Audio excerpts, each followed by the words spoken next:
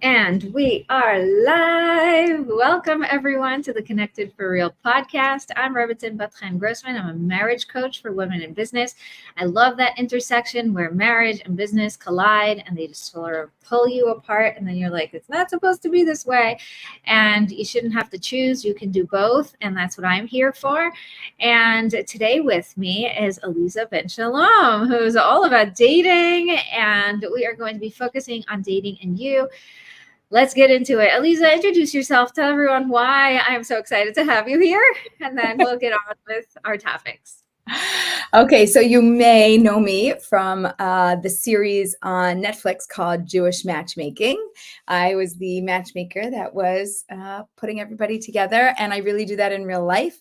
That's what I do for my work, for my business, and talking about where marriage and business collide. I've totally been combining marriage and business for years. I started out working with a lot of people on the phone, virtually. It was like normal to me before Zoom conversations came along.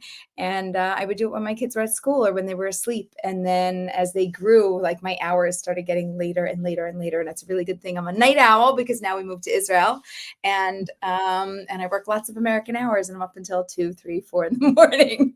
That's just very normal for me now. So I work as a dating and relationship coach. I help singles of all ages, stages, and backgrounds. And yeah, that's me. That's so exciting. I love it.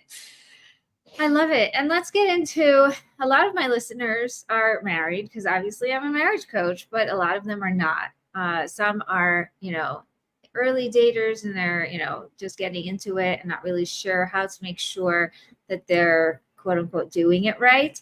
And some of them are, sort of wishing that they met me 20 years ago. And now that they're divorced and are interested in getting married again, they're feeling, a little bit of all of that baggage holding them back. So let's talk a little bit about that. What can a person do when they are looking to get married? Okay, so when you're looking, you were talking the second time around for a minute. So the second time around is different because we've learned so much and we have different baggage than the first time around. So we are really looking for somebody who, I'll explain it like this. First time marriages, a lot of people are like, ooh, opposites attract. Like, I want something that's like different than me. And like, they work through the marriage and there's lots of, good challenge, so to speak. Right. And second time around, they're like, no, I don't want to do that again. No. Like, I'd rather, there's two types of twins. There's identical and fraternal, right? First marriage is like fraternal twins and second is like identical, right? I want like my identical twin. I want the same hobbies and I want the same interests and I want the similar backgrounds and I want things to align where we don't have to work so hard just to even get to a nice baseline. I just want the baseline to be a little bit less difficult for us to reach. And I really I respect that. Do you know what I mean? Like I understand where you're coming from. Marriage is hard enough. Why should we make it even more challenging? Why should it be more difficult when we don't know? So we don't know what we don't know. But once we actually know, it is really nice that we align with similarities, then just work to figure out all of the differences, which there'll be plenty of differences, even if you're quote identical, right? You've seen identical twins. They're not really identical. There really are very many differences about them. So to me, I think that that's probably the biggest difference first time round versus second time round or third or beyond. Would you say that first time around should be a little bit more aware and try to find similarities as opposed to, sort of go with that opposites attract thing? In general, I like similarities.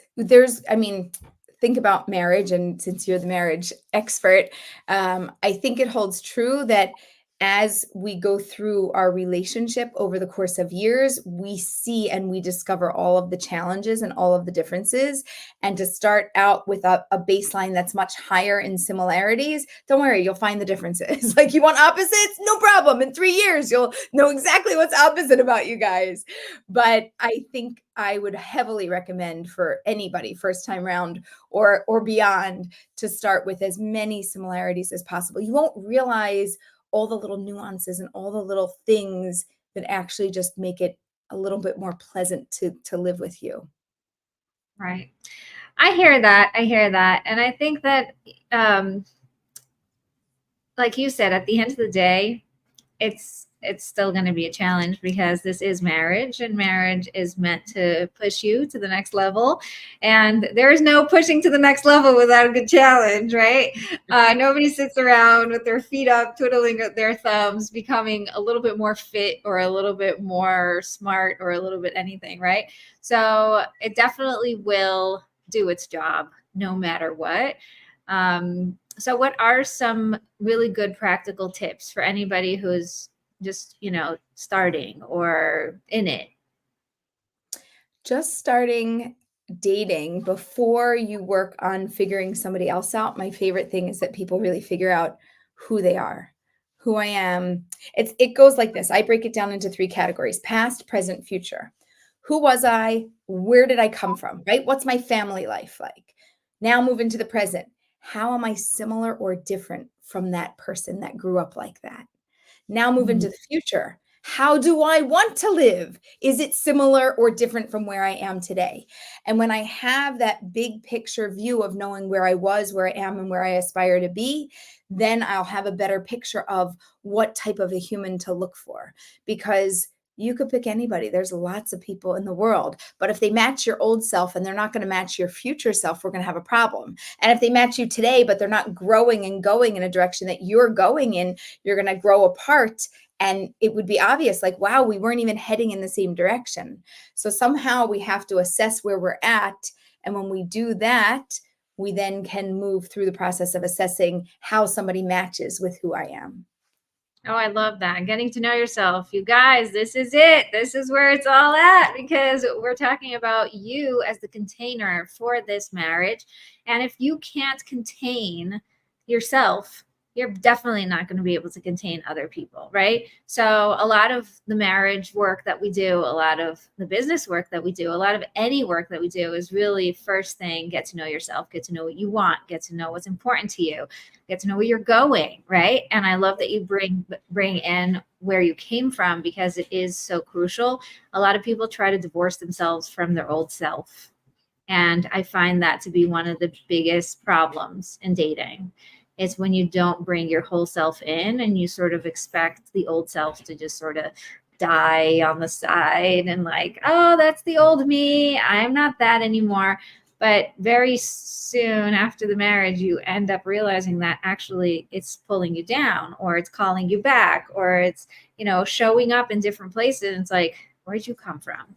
So not only do you have to deal with the marriage now, you also have to deal with what's coming up. So it's really, really important. I love that. Okay, cool. What about the people who are frustrated and they're like, I've been dating for 10 years or forever or whatever it feels like, right? Because like it could feel like forever, even if you're dating for 2 years. How do we deal? What do you do? Yeah, so that's a tough one, because when we want something and we can't get it, it is insanely frustrating and painful and irritating. Most people, right? If you want a job, fine, so you go out and get a job. If it's not your ideal job, fine, you get one for now and you're like on the road to get the next job, right? If you want to move, so you pack up your stuff and you rent a new place. And if it's not your ideal spot, like, it's okay, you're going to pack up and move. Somehow with dating and marriage, it's very different, right? It's not my pick only, right? I have to pick you, and then I have to get you to pick me back too, right? We both have to be in agreement. If I want to rent a place, I don't need you to pick me back. A job, yeah, you have to pick me back, but hey, everybody needs people, so it's a little bit easier. So the I mean, the permanence of that is just overwhelming, right? I think that the fact that, you could always move or you could always change jobs is a little bit more calming.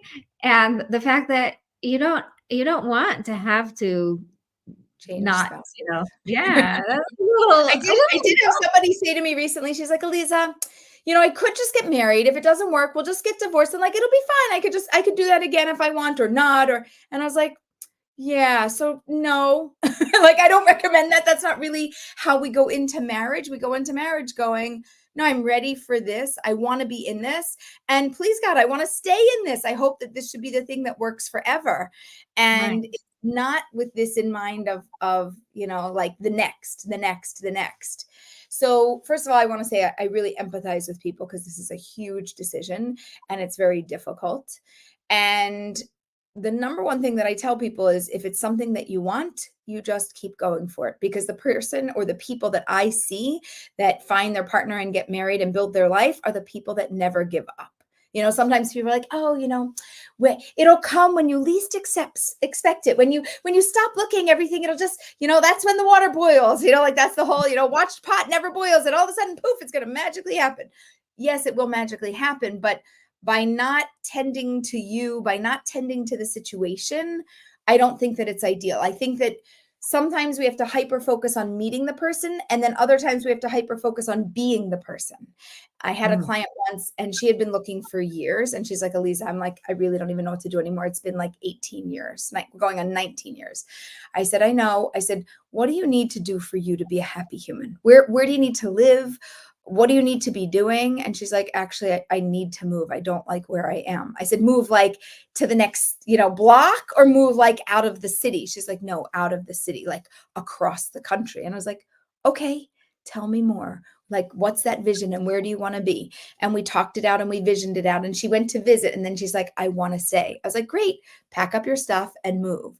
And she moved. And it was about 6 months after that a friend of a friend was like, oh, hey, we have this guy for you. Why don't you guys go out? And made the introduction. And that's who she married. And I just saw them a couple months ago, and they're doing so well and they're so happy. And she's not only with the person that she's happy to be with, but she's where she wanted to be. And she didn't think she could move there because it was like a little bit more remote. And who are you going to meet? There's nobody there. I need to be in a big city. And like, she had all of this thinking. And when she let go of that and she just chased after what would bring her joy, the rest of her joy found her. So my advice is to follow in that direction of your, Marie Kondo talks about it, like, does it bring you joy? And if it's not bringing you joy, let's remove it from your life. We don't need extra clutter and extra stuff. If you're really unhappy where you are, even if you're dating and there's lots of options, you're really unhappy. And I'm going to date you and I'm going to see that. I'm going to know that you're super unhappy, and it's not going to feel right and it's not going to work. So even if it looks like there's going to be less options, I think it's more like an optical illusion. You have to chase the joy. You have to be where you're going to be joyful. And more things that are joyful are going to come, and they're going to be attracted to you. I love that. I love that. It's such a good point. I think that one of the things that I talk about a lot in marriage is that in the beginning, you were happy because you just, were inherently happy, and you attracted this guy because he was attracted to you being happy.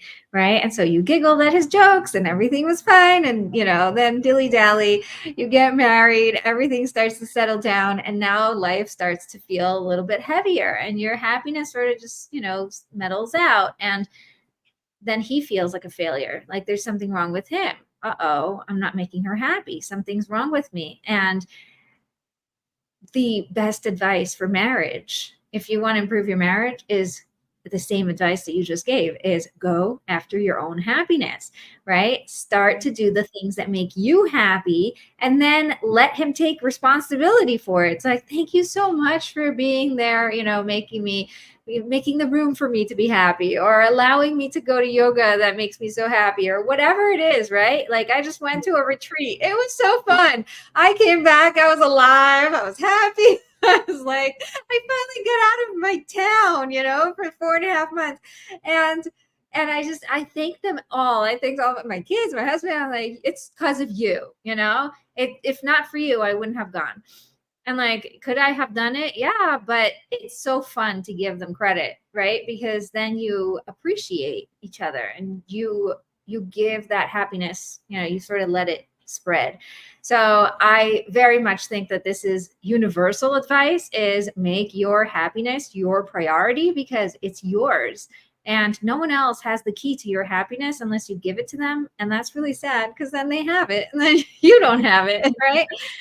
So yeah. It's kind of like lighting a candle, right? Like I'm a lit candle and my partner's not, right? And I light that candle, but it doesn't take away from my light. It only brings more light in. So it's the same thing with happiness and joy.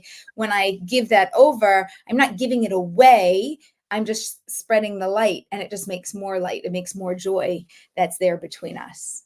Yeah, I love that. And I love that you said stop falling into those rules and thoughts of like, but there's more men here, or there's a bigger pool, or what are you going to do? There's not enough fish in the pond, or whatever. All these things, we fall into that, and then we don't give ourselves permission to just go for the thing that will actually work for us and make us come alive.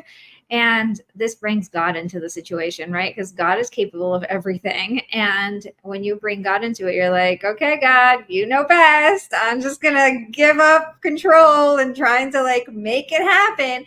And that's, when you were saying magic, that's when the magic happens. That's what I see from my clients. Yeah, I totally agree with that. I've seen clients in the most remote places, or they've told me, Aleeza, I have a program. I must do it. Where is it? I don't know.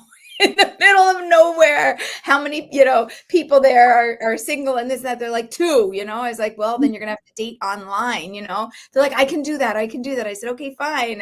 And that's how they meet. And they meet online, and then they continue their program. They finish dating because this partner of theirs is like, of course you should finish your program. And then, they get married, and finally they, move together and figure something out later on. But again, if you're in your place of joy and the best you is coming to the table, you just have to get creative about how you're going to meet. It might not be in person. It might be through other means. But today, like, the whole world is so small. You could literally be anywhere. You could be on an island all alone. But as long as you have Wi-Fi, you have the whole world and you can meet anybody while you sit on your little island alone. It's I really know. incredible. So in our days, online dating, there was no such thing as like video chat, right? I'm a little It was like AOL chat rooms where you just like, hey, what's up? How you doing? Where are you from? exactly. You're like, can you send me a picture? And like 2 weeks later, you get it by mail, right? So it was those days, and I just feel very anti online dating because of that, because I'm so back there when I think of that. But in reality, I meet people all the time on Zoom, and it's such a close, intimate connection because we actually know each other. We're talking face to face. We're in each other's lives. Like, it's really not that scary anymore. So I think it would be more doable nowadays than it was when we were. Much, much, much more doable. And not only that, like, I want to say you have to, because there's not always events or programs going on in your location. There's not always the right mix of people. And I don't always have time to just go to every single location and every single thing to find them. It's so much easier to just pop online. Look on Zoom, right? We only have to be dressed from like the waist up. Nobody knows if you're sitting in your pajamas, all comfy, It's so easy to just be available and ready to do something and not have to like run out and be all done up and like go to a location and be ready. And also emotionally, like, I don't want to handle everybody, right? I want to sit in my quiet private room. I want to meet you. And often I find actually more of me comes to the table when it's just me and you via Zoom, as opposed to being in person, because there's so many more distractions, where when I'm at home, actually there's not. It's a very intimate feeling. I feel comfortable. I feel safe in my own environment, and people are much more likely to actually open up. So I find online Zoom dating, even, dating rooms and groups and speed dating, I find them to be very successful, and a very easy way for people to meet. Not everybody likes them. If you don't like them, don't do it. But if you're like, oh, I don't know, it's very different than what it used to be. It's great, actually. Yeah. I love that we're bringing that up because, okay, so I had one situation where I dated in person, and then I had to fly back to America. So we decided that we were going to keep talking on the phone while I was there, and then I'll come back really soon. And the whole time while we were on the phone, it was a very different experience because you don't see the person, you only hear them. There's, the time difference and whatever. And then when I came back, it was like, oh, like almost like an eye-opening experience of things went faster on the phone than I thought in reality. And so, like, do you find that with online dating, or is the fact that now we're live and we're face to face and things are a little bit more quote unquote normal, easier in that regard? It's a little easier, but I still my clients still experience what you're describing, which is there's nothing that compares to in person. And this imaginary thought that I had of you and me, and when we're on the phone or on Zoom and we're talking, we're chatting, and all of a sudden I meet you in person, I'm like, oh, that thing you do, that bothers me, right? I like what you're saying, but like, I'm not sure I can handle the whole person. And I didn't realize that through Zoom. Like I might have excused certain things because I didn't see the full picture. And I still think that we have to see each other. And I don't like Zoom dating or, not in-person dating to happen for a lengthy period of time. My favorite is like 2 weeks, 3 weeks. I like you, you like me, somebody flies or travels or whatever it is. And then we meet in person. Okay, confirm. Yeah, that vibe is there. Okay, so we can go back to doing virtual. Okay, great. Another couple weeks. Great, we get in person again. Now we do your town. Now we do my town. I want to see you comfortable in your environment. Then I want to see you how uncomfortable you are in my environment. I want to see what that looks like and what that feels like. And it really gives me a real-time feel. And not, some people are very good virtually, but in person they fail. And some people are very bad virtually, and in person they shine. Other people are bad on Zoom and bad in person, and other people are good and good. You have like 4 different types of people. And you never know which one you're going to get until you experience both in person and virtually. Like, I'll just tell you personally, my husband is not a phone guy. Like, it's not his thing. Every once I don't know, 3 times a year, he could really have a deep, meaningful conversation on the phone. And now that I travel a lot, it makes a really big difference, and we're working on it. But like, it's not his thing. He doesn't love the phone. He doesn't love the video. It's like, he likes to be in person with people. So when we would try to have phone conversations, it was just like, that was weird. That was awkward. I didn't like that. I don't know if he liked it or not. We don't even talk about that, but I didn't like it. And then he, then I see him in person, and I'm like, we jive, we blend, everything goes so well together. This is like amazing, right? So if I would judge just based on a phone conversation or a video conversation, I'd be like, this probably isn't going to work. But because of the experience in person, I knew that it would. And it really was never an issue. Now I'm traveling a lot more because I'm doing a lot of in-person programs, not just all over the, America, but all over the world.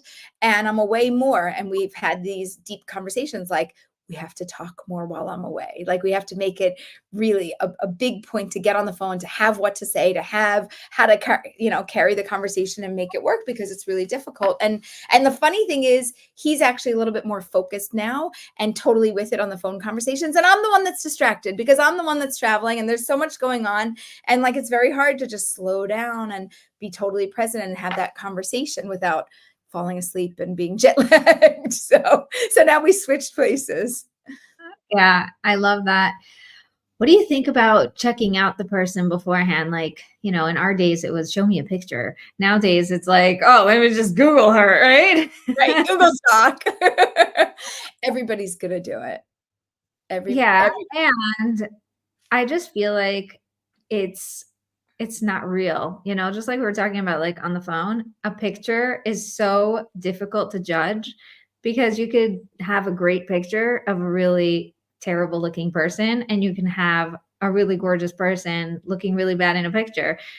How do you get over that judgment? So first of all, I want to acknowledge it's more than photos. When people are Google stalking you, they are checking out what were your last couple of jobs, where have you been, where have you lived, who are your friends. They're literally stalking the whole persona, because that's what we have the ability to look at today, not just to look up a photo of your face, but to figure out who you are as a person. And people are really putting on their detective hat, and they're like, let me dig into your life. Oh my gosh, we have 6 people in common. Let me call them. Let me find out what they know about you. Maybe one of them has dated you. Maybe they have more intel. So it's a very personal thing that is happening. And sometimes the information is true and it is real and it is relevant to you. And it is really good that we're looking into this. And then other times the complete opposite is true, where it was my experience of this person. And for you, that's good. One man's trash is another one's treasure. So for you, it's bad, but for me, that's perfect. That's what I needed. And if you don't know how to sift through the information properly, you could very quickly say no to somebody that's right or say yes to somebody that's wrong. And so we're left with a little bit of a challenge. And the question is, how good of a detective are you? And how good are you at deciphering what this information means to you? Because to be honest, there's a lot of information to be had. And at the same time, we shouldn't jump to conclusions because we have part of a picture. So I remember somebody explaining this. If you're walking by in a neighborhood and you see a fence, right? So you have slats and there's like slat, gap, and you can see just little slices through. And on the other side of a fence is a dog and the dog goes running through. Okay. What do you see? You actually only see slice of dog, slice of dog, slice of dog. Why? Because there's a fence blocking it. Okay. But what does our brain do? Our brain knows that there's a whole dog behind the fence, not just a slice of dog. And our brain sees a dog running behind the fence. Now, that's an accurate picture, and that's true for your brain. We try to do that with information that we gather. And that's where it's not true. Because while it's true that there's a dog on the other side of the fence, I don't know what's true about this person. I'm only putting together the pieces of information I have in those gaps, gap, but I don't actually know what's filling that in. My brain is filling that in. And the picture that I create is not necessarily a true picture of who this person is. Now, if I want to validate it and I want to verify it, I can meet them in person and I can be like, yup, you see, I was right. I knew exactly what was going on here. I had all these details. But at the same time, you might meet them and go, holy smokes, I almost missed you. Oh my gosh, you're my soulmate. And I almost blew it because I was judging just based on little pieces of information. And actually, I really didn't understand the big picture. And now that I do, I feel so much more connected. So I think that we have to be very careful. And I think on one hand, there's a lot of information to be had and it may be helpful to you. And on the other hand, if you're not sure and if you don't have a complete picture, just remind yourself, I only have pieces of the puzzle. I don't have the whole puzzle. I might think I know what it looks like, but I could also be wrong. So let me investigate it fully and make sure that I actually get to know the real person before I make a final decision. Right. I used to like going on first dates just to meet in real life and not have to judge by the stories or the things I was told. And I found that to be extremely helpful because I found out so much more just intimate information that it wouldn't be on social media or on any whatever what we used to have there then, which was not social media, but information from real social, right? Like things that people would say about, or things that you would hear. And I would just meet them and be like, oh, so either I would say, oh, okay, this is for sure not for me. And now I've confirmed it. And I don't have a rule about second dates. Like if I felt that it wasn't right for me, I'm done. I don't have to waste my time, your time. But for a lot of guys, that was, very interesting that, oh, I didn't know that, or, that opened up my eyes to something, which brings me to, I think every date is a learning experience. And if you don't see it that way, then you're missing out on like one of the biggest pieces of, just nuggets of gold available to you. Yeah, I do. I agree with that. And I think that it's not just a learning experience about who the other person is, but it's a learning experience about who I am in relationship to whomever you are. And I think that we constantly discover and uncover different parts of ourselves as we meet different people. There's a different part of me that shows up, like we talked about before, like this old me that I thought was like done, buried, gone, and I had gotten rid of her. It's like, pop, there she is. Oh, hello. Like, okay, this is something different. So I think that each experience is a learning experience, both about the other person and about myself and about me in relationship to other. I think, like you said, there's a lot of golden nuggets of wisdom that can be unearthed and dug up and dealt with. And I think it helps us. If that's your person, great, then it helps you moving forward. And if it's not, same thing, great, it also helps you moving forward. Right. I mean, I have a story that really illustrates this. I went out with a guy who was wearing blue strings on his trailers, on his tzitzis. I don't know how to say that in English. Blue fringe, I guess. Yeah. And my father wasn't doing that. My brothers weren't doing that. So I found that to be really strange. We're talking like, 20 something years ago. Right. And I asked him about it. I thought it was really strange. And he started giving me the whole explanation of why he started doing it and what his rabbis told him and why it matters and why it doesn't matter that, if it's not the real thing, it still doesn't matter because you still, because you're not doing something wrong by having it, whatever. And he basically educated me on this, right? And at the time, I was young, immature, not really sure. I wasn't learning these things, like they weren't applicable to me. I'm a woman. And I just found it very interesting. So whatever, it turns out he's not for me. We move our separate ways. I end up meeting my husband who has blue fringe. And now I'm like very confident that this is fine. I'm like, oh yeah, I know all about it. It's totally cool, And meanwhile, like, just the other day I had to be educated, but now I feel so good about it. I'm like, yeah, this guy really knows what he's talking about. Like he's up there. And suddenly like I was able to respect him and not be weirded out by it. And it's funny because nowadays, like, the husband I married is way beyond just blue fringe. He's doing a lot of things that a lot of people are still very behind. all fringe. He is, We should get our husbands together. They'll get along.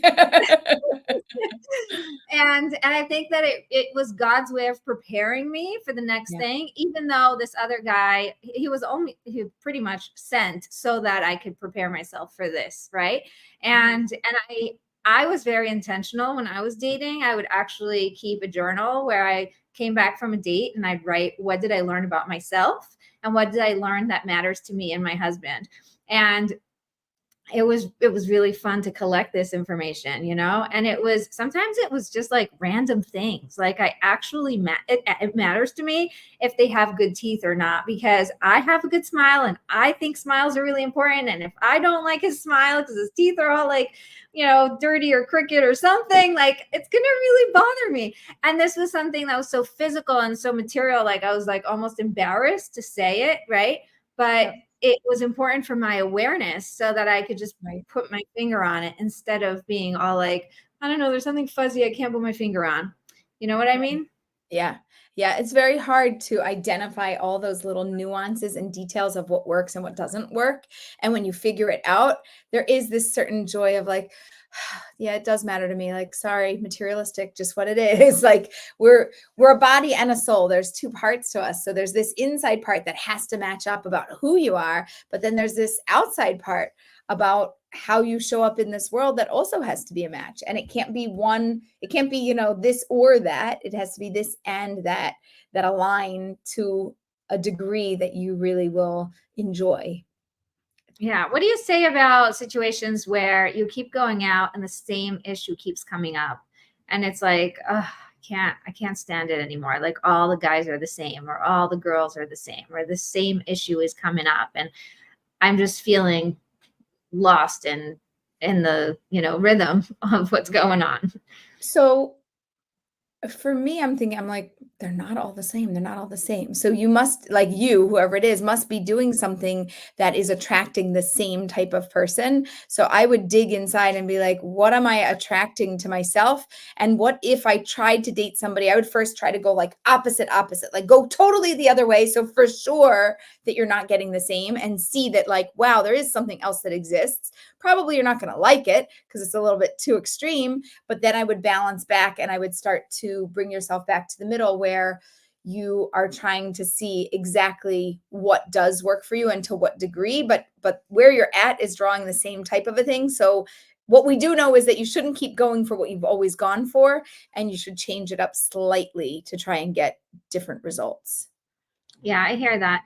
When I get this question, I like to bring in the mirror effect, right? Because you walk into the house and you see a mirror and you see that you have a spot on your shirt, and then, you start to scrub it and clean it, the mirror that is, and the mirror isn't cleaning. You're like, oh, I can't get it to clean. It's like, because it's not on the mirror, right? It's on you. And as soon Right. as you change your shirt or clean your spot, it's not in any mirror. Like you could walk by any mirror and not see it. So Right. sometimes when we're being shown the same thing over and over again, it's just me having to pause and be like, where do I see this in my life? And where do I need to deal with it in my situation? It could be Yep. very different, but the same, type of spot. Yep. And then, and then once you clear it, you're just not going to see it again. Right. Right. That's a I'm seeing this. beautiful example. I'm like, right. Right. Is it on them or is it on me? Oh, it's on me. Oh, like I keep doing it to myself. What? For real? How? That's what people want to know. How? How do I keep doing it? Are you sure it's me? It's subconscious. And I think that a lot of people, you know how they say like, oh, your stomach's hurting. Oh, it's all in your head. Like, excuse me, it is in my stomach. It hurts. It is a real thing, right? And the answer is yes, it's a real thing.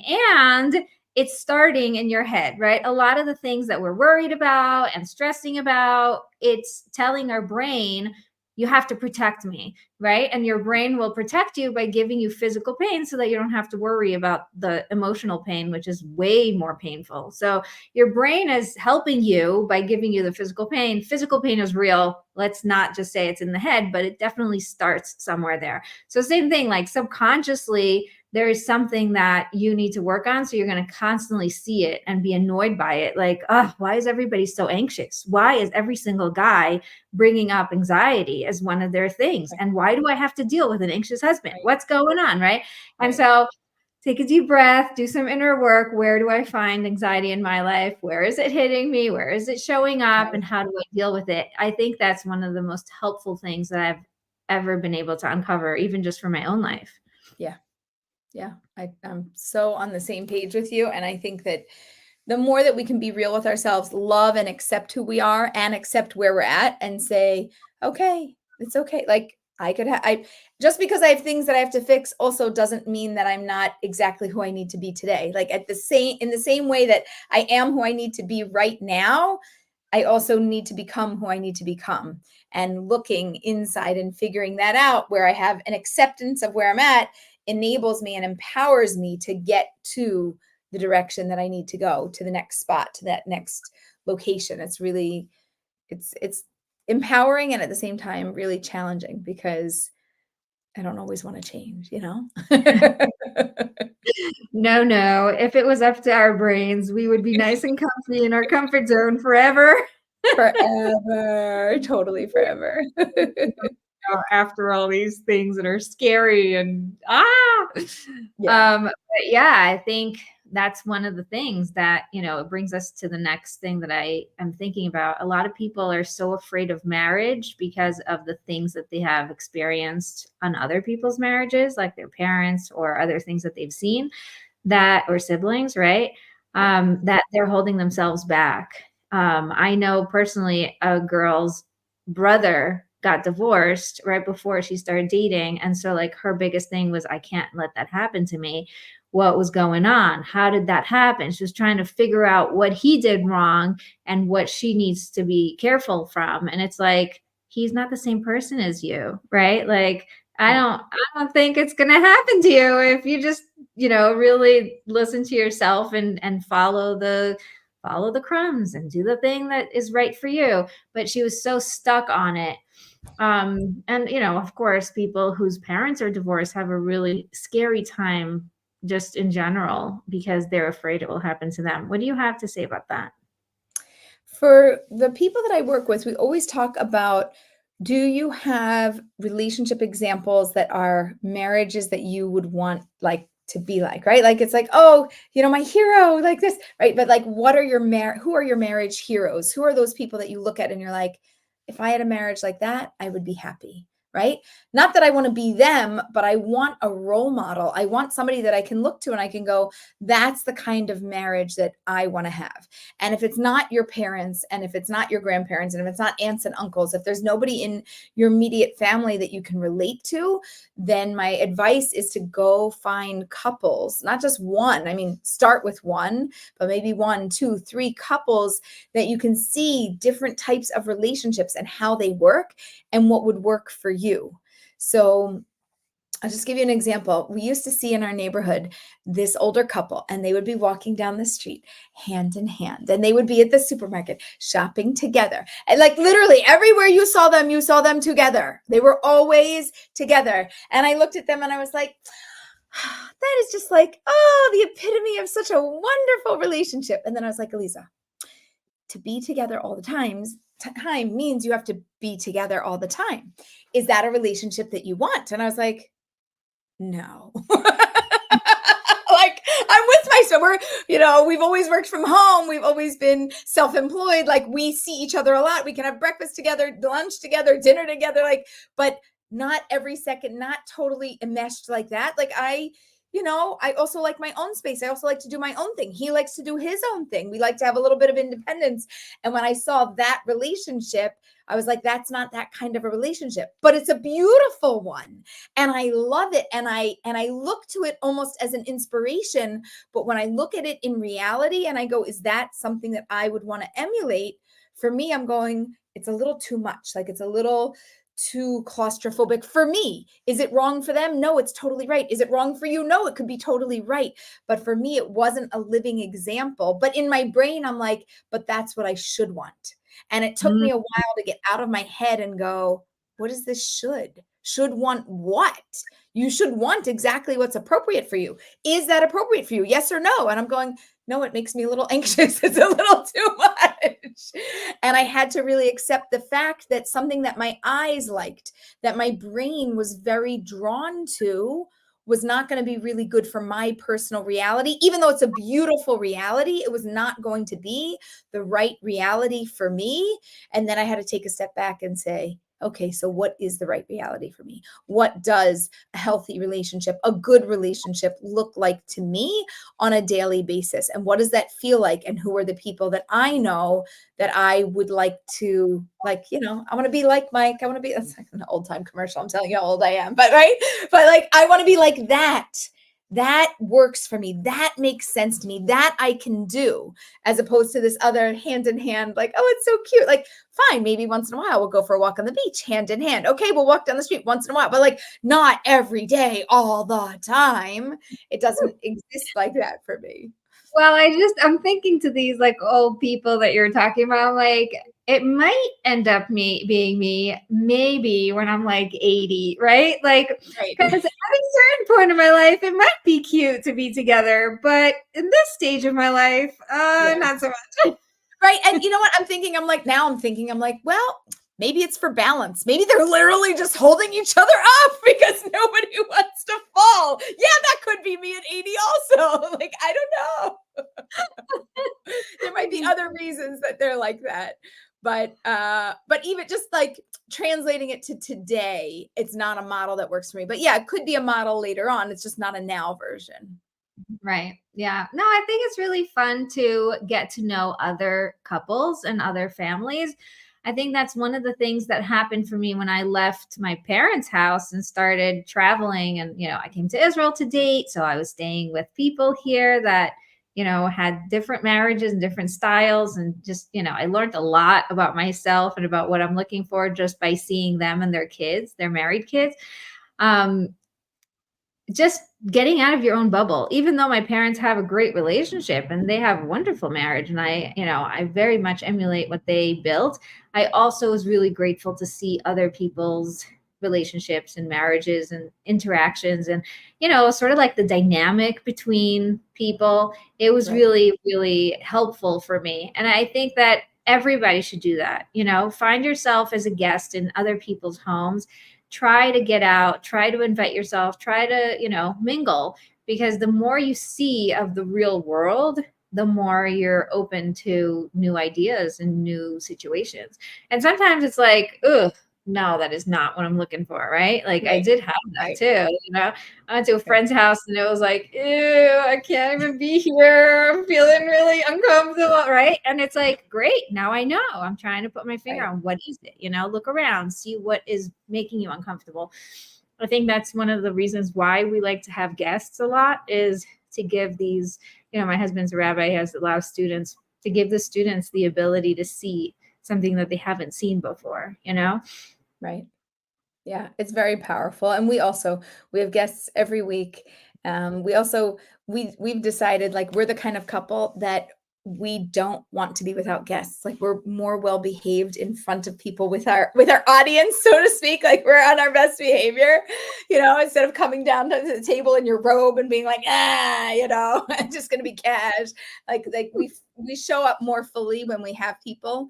But we also love having people because we love meeting people. We love experiencing and learning new things. And I think also as a couple, we learn so much more about each other and about our family when we have other people in that dynamic and watching what happens. And I've noticed like we just are who we are. Like it's not like you have guests over, you could be on better behavior, but you're not on different behavior, right? Like you still are who you are. You might be a better version of yourself, but it's not like, oh my gosh, we're totally different when somebody comes over. We're like night and day. Like, no. If we're having a little thing, you'll hear us having a little thing. And then we look over and we're like, yeah, it's just a real relationship. You just saw a moment where we weren't our happiest. And they're like, okay, cool. And we're like, no, like this is relationships. Like you have to have good and other times. And actually, this is a really great point. People need to know how to fight fair. People need to know how to fall and get back up. And couples that don't know how to get up after you fall, I don't have any faith in the marriage. So when people are dating and they're like, oh, we had this problem, and like, do you think that's a bad sign? I'm like, what happened after the problem? Right? Did you figure out how to resolve it? How quickly did you pick yourself up? How gracefully did you dust yourself off? How much did you learn? The next time, did it happen again, but differently? Like, did you learn something and you're not just repeating the same things over and over? Right? So that to me is a really great indicator how we resolve conflict. Conflict resolution, I think, is probably one of the largest things to predict whether a couple is going to succeed or fail in a marriage. And it's not about not having conflict. Conflict exists, period. How do you solve it? How do you and your partner together gracefully move through it? Oh, you do it well? Great. Yay. Then whatever comes your way, I know you can handle it. Oh, you guys fight and it's crazy and it's like, woo, we're amazing. We love each other. We hate each other. We love each other. We hate each other. Total recipe for divorce. So I think conflict resolution is a huge topic that's not dug into or talked about often enough. Okay, so for the last couple of minutes that we have together, give us one tip of how to resolve conflict in a practical way. So I think the first step is learning what your conflict resolution style is. And understanding that, and then understanding your partners. So for example, some couples, one side loves to talk about it. Like they have to talk about it. That's how they think and they process, by talking about it and working through it. And they have to do it in the moment. Otherwise they like totally forget everything. Another person might have an avoidant type style where I can't talk about it. Like I actually have to go and process, and I have to go think on my own, so that when I come to the table, I actually know what's going on in my head and I can express it more fully, because I can't just do it on the fly. So just for example, if we have a couple like that with conflict resolution, the one who needs to talk right now needs to figure out who they can talk to when they can't talk to their partner, because they still have to have the insights. They still have to move through the process. But if their partner is not ready today, then they can't do that with their partner. I have a phrase that I say, you can only move as fast as the slowest person in the relationship, right? So if I'm the slowest one, if I need time to process my own thinking, you can't tell the partner, you can't tell me like, oh, you got to, like, they need to talk to you, so you have to be available to them. No, I can't. I literally have a story going on in my own brain. I can't talk to them, right? I have to process my story and then I can come back. So the other person then needs to find an outlet and a resource to gain feedback, to gain perspective, and then you usually figure out a pattern. Like, do you need 2 hours? Do you need 2 days? Like, what's the time frame you need to process that data and then come back and have the conversation? Another thing about conflict resolution, whoever is more heated in the conversation is not always, but possibly more wrong, or at least not with the right perspective. I'm not going to say you're wrong, but you are totally not able to see the other side. And so if you're the more heated one, you have to go, I'm not seeing something clearly. When I'm calm, we can have this discussion, and don't dig in when you're heated. Come back to it, let everything cool off. It's like, taking a pan off the stove and going to clean it when it's burning hot. You're going to put the water on it. It's going to sizzle and like pop in your face and burn you. So don't burn yourself. Like, let everything calm down, process what's going on, be able to see from the other person's point of view. And you could still say, I'm right. I can see from your point of view, but I'm still right. Fine. But be able to have a conversation when you're not heated. That would be my second piece of advice. You think the person who is less heated is also more capable of seeing that this is not the right time to have this conversation because you're just too heated about it? Yeah, but it's really hard for them to tell the heated person that like for them to tell you, it's gonna really bother me. You're gonna tell me that you need to go calm down before we have this talk, and I'm gonna be like, yeah, you think I need to calm down, right? It's just like it. You have to have this self-awareness to. I will ask myself, like, who's more hot on this? Who's more hot on this topic? Oh, it's me. Okay, sweetheart, we can't talk about this now. Okay. That's it. We'll talk about it later. Done. Like, that's it. I can't, right? It's me. I'm not ready to have this conversation. A lot of self-awareness, and not everybody has that. Well, that's why we're giving you these tips and tools, and now you know. Now you know better, so you can do better. Yeah, okay. No, you got a whole lifetime to practice it, and you don't just have to practice it with your person. You can practice it with siblings and parents and coworkers. Like, literally, all of this is generic advice that you could take to any relationship, but it's especially important in a marriage and in a healthy dating relationship. Awesome. I love it. I love it that you trust our listeners so much to be able to, like, okay, guys, now we just threw something really good at you. You get a, step it up.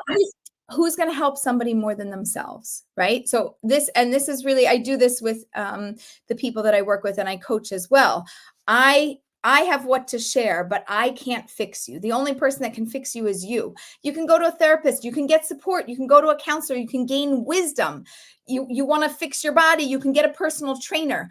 It's done with you, not done for you. So I know that I'm the only one that can really help me. I can get insight, I can do that, but I know that at the end of the day, it is on my shoulders. So I know it's on all of their shoulders. I know it's on all of your shoulders, and you have to do it, and you have to step up, because literally nobody else can step up and do it for you. If it could be a done for you model, like, no problem. I would tell you if that's true, but it's just not. You can learn the tips and tools and resources. That's what I think we're here for. And to have the insights, but the discipline, you can have an accountability partner, but you still have to have the internal meter and the discipline to be able to gauge who you are and where you are in relationship to other, and to know when you need to back down, when you need to pause, when you need to lean in, when you need to engage in a conversation. It's all part of our life experience, and they're really the only ones that are ever going to know.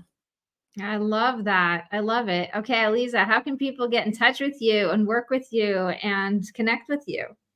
Amazing. So you can find me you can go to my name, Aleeza Ben Shalom, ALEEZA with 2 E's, .com, and you can learn all about the work that I do.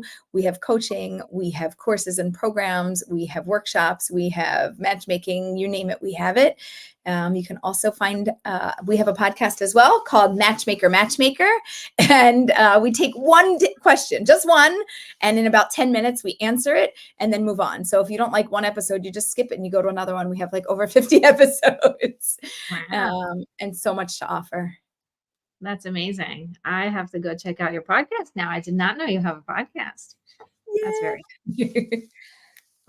Thank you so much for being with us, and thank you so much for this amazing opportunity to learn so much. And for you listeners, thank you for listening, and don't forget to come back for next week's episode. I love you all, and don't forget to be connected for real.